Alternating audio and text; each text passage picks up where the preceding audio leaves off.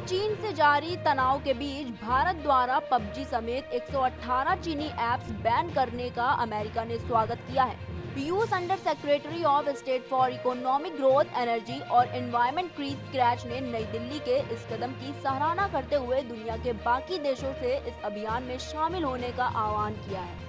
Crash ने कहा कि भारत 100 से अधिक चीनी ऐप्स पर प्रतिबंध लगा चुका है। हम सभी स्वतंत्रता प्रेमी राष्ट्रों और कंपनियों से इस क्लीन नेटवर्क में शामिल होने का आह्वान करते हैं। गौरतलब है कि भारत सरकार ने चीनी ऐप्स को देश की संप्रभुता, अखंडता, सुरक्षा और शांति व्यवस्था के लिए खतरनाक मानते हुए पाबंदी लगाई गई है। एक आधिकारिक बयान में कहा गया है कि बीते बुधवार को लगाए गए प्रतिबंधित ऐप में बयादू एक्सप्रेस, एडिशनल्स, एलईपी, Tencent watchlist, FaceU, WeChat reading, government WeChat, Tencent Weiyun, APUS launcher pro, APUS security, cut, share सेवा, बाइसियोमी और कैमकार्ड के अलावा पबजी मोबाइल और पबजी मोबाइल लाइट शामिल है। क्रैश ने कहा कि भारत 100 से अधिक चीनी ऐप्स पर प्रतिबंध लगा चुका है। हम सभी स्वतंत्रता प्रेमी राष्ट्रों और कंपनियों से इस क्लीन नेटवर्क में शामिल होने का आह्वान करते हैं। अमेरिकी विदेश मंत्री माइक पोम्पियो ने कुछ समय पहले कहा था कि अमेरिकी सरकार अपने क्लीन नेटवर्क कार्यक्रम का विस्तार कर रही है, जिसमें ऐसे चीन निर्मित सेलफोन ऐप और क्लाउड कंप्यूटिंग सेवाओं को शामिल किया गया है जो राष्ट्रीय सुरक्षा के लिए खतरा है। उन्होंने यह भी कहा था कि वे अमेरिका ऐप स्टोर से अविश्वसनीय चीनी ऐप्स को हटाना चाहते हैं।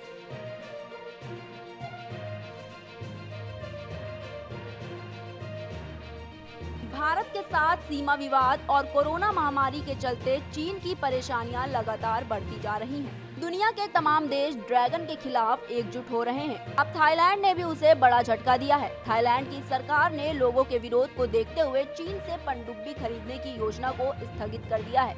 थाईलैंड ने चीन के साथ जून 2015 में 3 पनडुब्बियों को खरीदने का सौदा किया था, जिसमें $434 मिलियन की लागत से एक पनडुब्बी वह पहले ही खरीद चुका है। इस महीने की शुरुआत में संसदीय समिति ने $723.5 मिलियन की लागत से बाकी 2 पनडुब्बियां खरीदने को भी मंजूरी दे दी थी।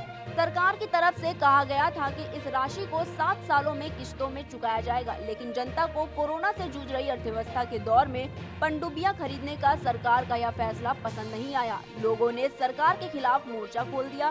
सोशल मीडिया पर अभियान चलाया जाने लगा। आम जनता के साथ साथ विपक्षी पार्टियों ने भी सरकार का विरोध किया।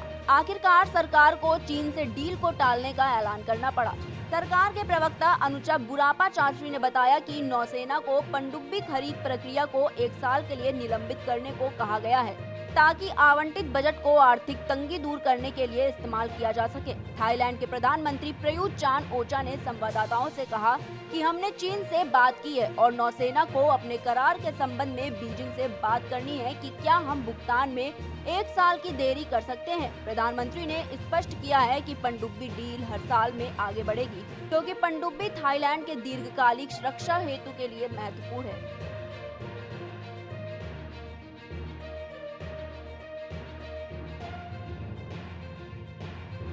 रूस के विपक्षी नेता और राष्ट्रपति व्लादिमीर पुतिन के विरोधी अलेक्सी नवेल्नी को जहर दिया गया था। जर्मनी के नवेल्नी के नमूनों की जांच के आधार पर इसकी पुष्टि की है। जर्मनी ने कहा है कि अलेक्सी नवेल्नी के टेस्ट किए गए, जिसमें उनके शरीर में सोवियत युग के तंत्रिका तंत्र पर हमला करने वाले जहर नोविचोक के अंश मिलने के बाद सामने आई है। उल्लेखनीय है कि नवेल्नी 20 अगस्त को साइबेरिया से मॉस्को लौटते वक्त विमान में बीमार हो गए थे और विमान की आपात लैंडिंग कराकर ओमास्क शहर के अस्पताल में उन्हें भर्ती कराया गया था।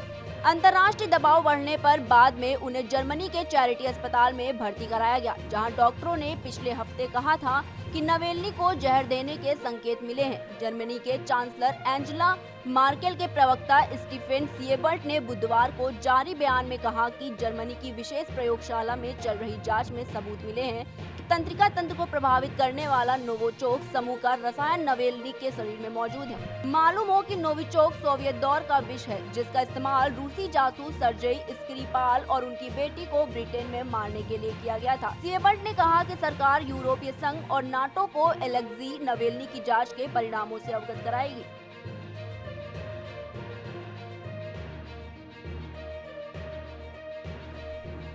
अमेरिकी विदेश मंत्री माइक पोम्पियो ने चीन पर निशाना साधते हुए कहा कि भारत, ऑस्ट्रेलिया, जापान और दक्षिण कोरिया बीजिंग को हर मोर्चे पर पीछे धकेलने के लिए अमेरिका के साथ आने के लिए तैयार है। उन्होंने आगे कहा कि पूरी दुनिया चीन की अनुचित प्रथाओं और आक्रामकता के खिलाफ खड़ी है। मंगलवार को फॉक्स न्यूज को दिए गए एक इंटरव्यू में पोम्पियो ने कहा कि मुझे लगता है कि पूरी दुनिया को समझ आ गया है कि चीनी कम्युनिस्ट पार्टी से निष्पक्ष और पारदर्शिता की उम्मीद नहीं की जा सकती है। वह निष्पक्ष और पारदर्शी तरीके से प्रतिस्पर्धा करने से इनकार कर रहा है, इसलिए सभी बीजिंग के खिलाफ एकजुट हो रहे हैं। एक सवाल के जवाब में अमेरिकी विदेश मंत्री ने कहा कि भारत, ऑस्ट्रेलिया, जापान या दक्षिण कोरिया में जो हमारे दोस्त हैं, सभी अपने अपने देश को होने वाले खतरे को महसूस कर रहे हैं। लिहाजा आप उन्हें बीजिंग को हर मोर्चे पर धकेलने के लिए अमेरिका के साथ खड़ा पाएंगे। दरअसल इंटरव्यू के होस्ट लू डोब्स भारत चीन विवाद के मद्देनजर अमेरिका और भारत के रिश्तों को लेकर एक प्रश्न पूछा था, जिसके जवाब में पोम्पियो ने यह बात कही थी। पोम्पियो ने चीन के मुद्दे पर राष्ट्रपति डोनाल्ड ट्रंप की तारीफ करते हुए कहा कि राष्ट्रपति बीजिंग की हर गतिविधि पर बारीकी से नजर रखे हुए हैं। आप चीनी कम्युनिस्ट पार्टी पर अमेरिकी दबाव महसूस कर सकते हैं। राष्ट्रपति ट्रंप चीन को हर मोर्चे पर पीछे धकेलने पर जोर दे रहे हैं और इस अभियान में कई मित्र राष्ट्र हमारे साथ हैं।